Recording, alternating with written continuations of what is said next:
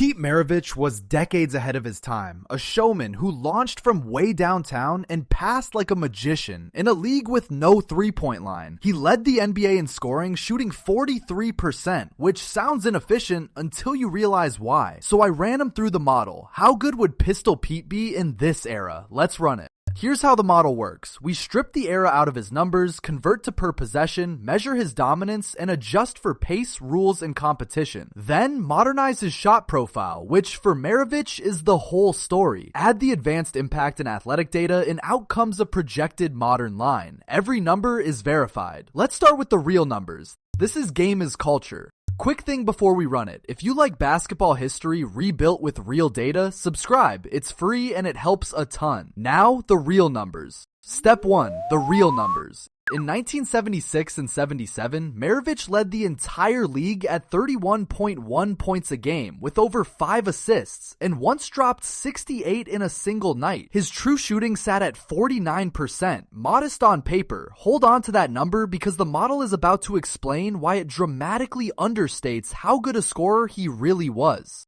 And here's the insight the whole model hinges on for him. Maravich took three-point shots his entire career. The league just refused to count them as three. Every deep bomb he drained was worth 2. Give him the line he was born for, and the numbers transform. Step 2. Strip out the era. First, pace. The 1970s ran a bit faster than today, around 106 possessions versus 99, so we trim his raw scoring slightly for the extra opportunities. This is a small downward adjustment, and as you'll see, it's about to be swamped by the single biggest upward adjustment the model has ever applied to a player. Now the shot diet, and this is extraordinary. A huge share of his attempts came from three-point range or beyond, all scored as two-pointers. Add his mid-range and rim work, and you see a guard whose shot profile is basically a modern one, born 40 years too early. Roughly a third of his offense is sitting there waiting to be upgraded from 2 points to 3. Step 3. How dominant really?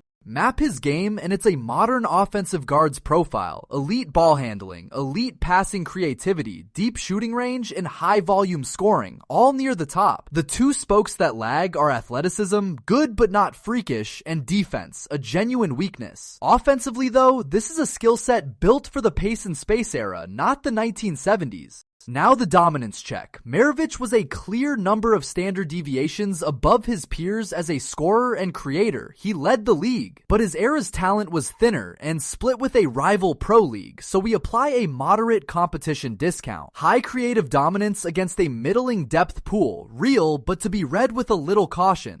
Here's the cruel timing. Maravich played his entire prime with no three-point line. The NBA finally added it in 1979 and 80, right as his career was ending. He spent his best years launching from range that the rules wouldn't reward. We're moving him into the era that would finally pay him for the shots he was already taking. Step 4. Modernize the shot. Look at where he actually shot from, scattered well behind today's arc. All of it scored as 2 points. This is the map the whole model lights up for. Every one of those deep makes is a 3 in the modern game, worth 50% more. No other player on this list gains as much from a single rule. The map rewrites his entire value. Projected onto a modern floor, and the deep zones light up as 3s. Suddenly, his 49% true shooting climbs sharply because the exact same makes are now worth 3. His efficiency problem was never his shot, it was the rule book. Give him the arc and a modest scorer on paper becomes a genuinely efficient, high volume one.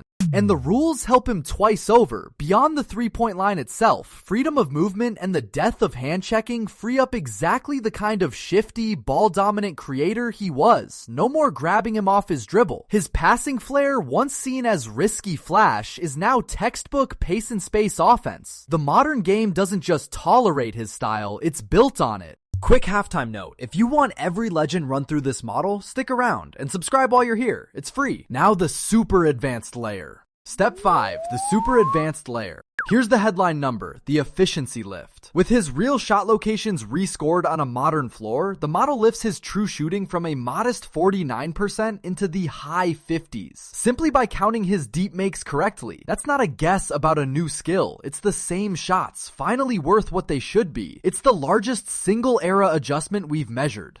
Skill portability is split, but tilted up. His offense, the handle, the range, the passing, travels beautifully, arguably better than any era could have used it. His defense and his durability drag the score down. The net is a high offense-first portability, a player the modern game would showcase on one end while hiding him on the other. The projection.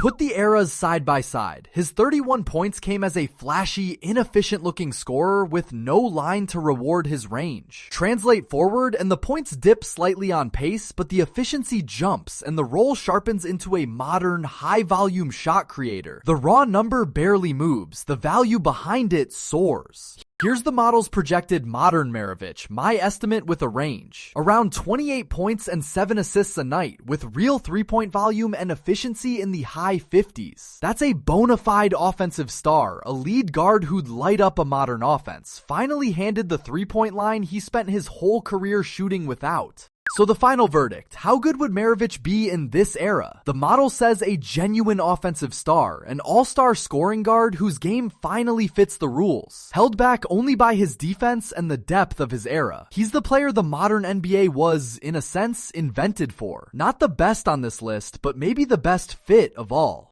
Where could the model be wrong? If his defense was even worse than the limited data suggests, modern offenses would hunt him and his value dips. And if you doubt his deep shooting would hold at modern three-point efficiency, the lift shrinks. But the core finding, that the rules robbed him of points he'd earned today, is as clean as this model gets. So that's the model's answer. A modern Maravich is an all-star scoring guard the era was practically designed for. Do you think he'd be even better than that? Tell me below, and tell me which legend to run through the model next. And we are so close to 1,000 subs, so subscribe to stay up to date.